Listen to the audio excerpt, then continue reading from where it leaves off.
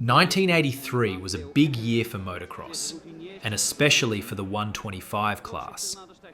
Every season, magazines and riders would look forward to the big shootouts, where all the latest bikes went head to head to see who really had the best package. For the 125s that year, the main players were Honda's CR125, Kawasaki's KX125, Suzuki's RM125, and Yamaha's YZ125. But it's worth mentioning who wasn't in the running. Husqvarna had a 125 also, but honestly it was way too heavy and hopelessly slow to be competitive. Can-Am's 125 wasn't much better, sluggish and almost as heavy as a family station wagon. And KTM?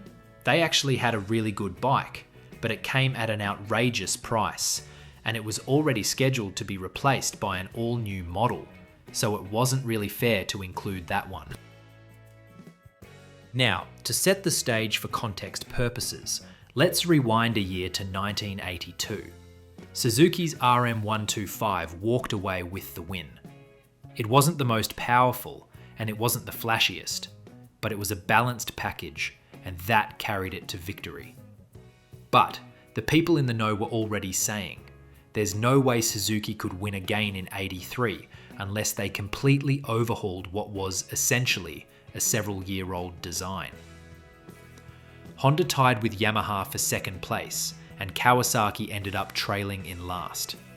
Not a bad bike, but down on horsepower and with some annoying flaws that held it back. Fast forward to '83, and suddenly the game had changed. Honda threw out the old playbook yet again and redesigned its entire motocross lineup from the ground up. Yamaha made bold moves with an all-new suspension approach. Kawasaki strengthened its weak spots and finally got more horsepower out of their little green meanie. And Suzuki? They only gave the RM a few updates, sticking to the old formula, a decision that would prove costly. Reminiscent of Suzuki's attitude to motocross development even today. So how do you even compare four bikes this different? Back then, Dirt Bike magazine came up with the novel idea of breaking things down into two sets of charts. The first one was pure performance, horsepower, suspension, turning, that kind of thing. The second one looked at real-world ownership stuff, ease of maintenance, parts prices, availability, and overall durability. When you add both charts together, you get the official ranking. But the truth is, numbers don't always tell the whole story. A bike can look great on paper and still feel terrible when you're actually riding it. So let's go category by category and really break down how these 125s stacked up in 1983.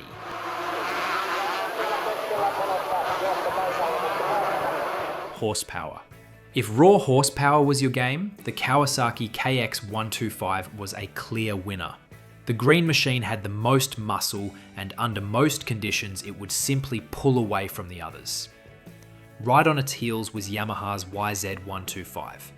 Thanks to its power-valved engine, it hit hard and delivered aggressive bursts of power. It wasn't quite as snappy as the KX, but it was close. The Honda was smooth, predictable, and delivered its power nicely, but when lined up against the KX and YZ, it gave a little away. And then there was the Suzuki RM125. Better than the '82 model, yes, but still underpowered compared to the rest. Usable power.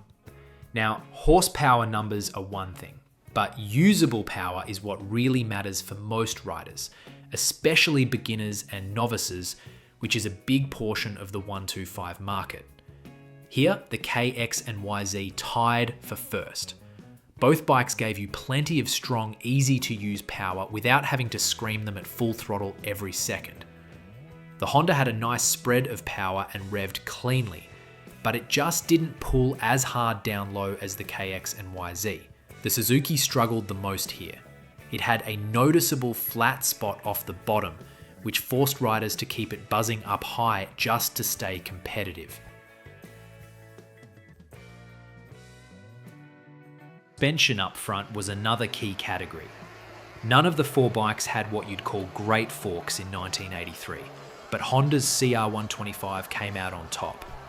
They sagged more than we liked, but overall they offered the best feel. Suzuki's forks were short on travel and punishingly harsh. Kawasaki's forks had sloppy tolerances and only got worse the longer you rode. Thicker oil could help, but it made them harsh. Yamaha's forks weren't terrible, but they didn't handle landings or square-edged bunts well. So Honda took this round, not because their forks were excellent, but because everyone else was worse.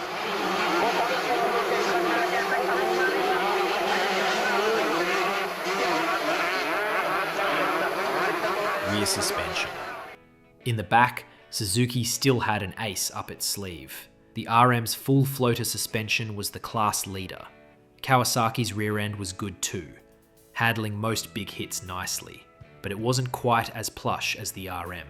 The Yamaha's rear suspension was harsh and felt out of place compared to the others, while Honda's was serviceable but nothing more.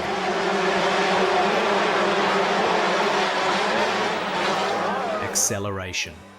In drag races to the first corner, the Kawasaki was the champ. No matter the conditions, the KX consistently hooked up and got there first. The YZ wasn't far behind and often managed to stay close. Honda usually found itself third in line, while Suzuki lagged in last, unless the rider nailed a perfect start.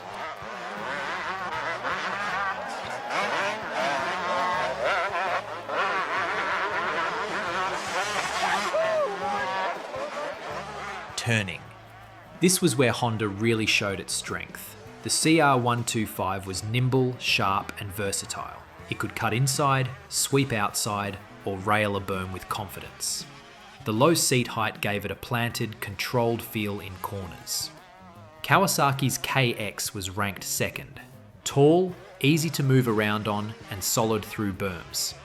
The YZ was okay, landing in third. It didn't do anything bad, but it wasn't particularly sharp either. The Suzuki RM was the biggest letdown here. The front end tended to push, and the high-mounted engine made it feel top-heavy when leaned over. It just didn't inspire confidence. And by the way, all the bikes were tested on Metzeler tyres instead of the stock rubber, just to make sure the handling comparisons were fair. Stability at high speeds. When it came to hanging on through rough terrain at high speeds, the KX was king. It tracked well and gave riders confidence. Honda was second. Not spectacular, but stable and without major flaws. Suzuki's RM had a solid rear end but felt twitchy overall, so riders couldn't relax.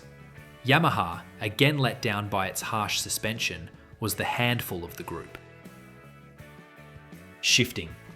Suzuki won this one easily. The RM shifted smoothly, clutch or no clutch, with only minor trouble finding neutral. Honda had a weirdly shaped shift lever that made it harder to click through the gears. Yamaha's gearbox felt a little notchy, but was usable.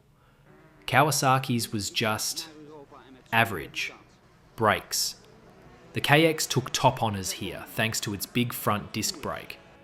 Nothing else stopped as well.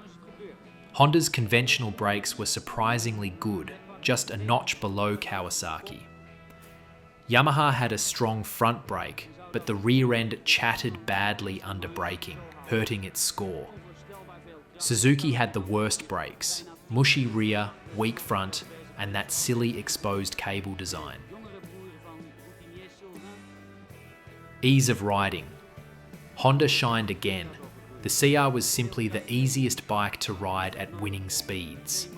It felt natural, predictable, and confidence-inspiring. The Suzuki, on the other hand, was cramped and hard to keep on the pipe. Kawasaki and Yamaha tied. Bigger riders liked the roominess of the KX, while smaller riders preferred the YZ. Durability. When it came to longevity, Suzuki did the best. The RM held up longer and stayed fresher than the competition. Kawasaki's KX, unfortunately, faded quickly and had air leak issues. Honda wore out too many parts too soon, while Yamaha stayed decent but suffered from early wear in its power valve system. Comfort and layout. Honda's overall layout was the most comfortable. Good ergonomics, natural controls, and easy to move around on. Suzuki was cramped and only suited for very small riders. Kawasaki and Yamaha tied here as well. Each felt natural, just suited to different rider sizes. And both bikes feature a removable rear frame section for easy access to the shock and air cleaner. Effectiveness, stock. Looking at the bikes in their showroom condition, Honda took the win again.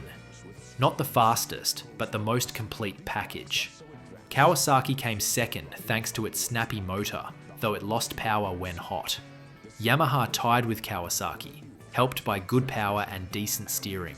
Suzuki landed in last, underpowered, vague steering and lackluster suspension.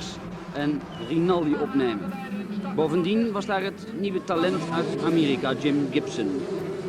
Maar John Hansen trok zich er na de start van de eerste maand. Maintenance. Suzuki was the easiest to work on and needed the least attention. Kawasaki was the worst. Just getting to the shock or carb was a nightmare. Honda wasn't too hard to wrench on, but it needed more work than the others to stay fresh. Yamaha was fine except for its power valve, which was annoying to service. Attention to detail. Honda was in a class of its own. Everything from cable routing to plastics felt well finished. Suzuki looked cheap and unfinished, with flimsy parts and questionable design choices. Kawasaki tied Suzuki for last, mainly because of poor seals and weak hardware. Yamaha was solid overall, though a few parts like tank and seat mounts were sloppy. Starting. Thankfully, all four bikes started easily and consistently. No complaints here. Parts, prices, and availability.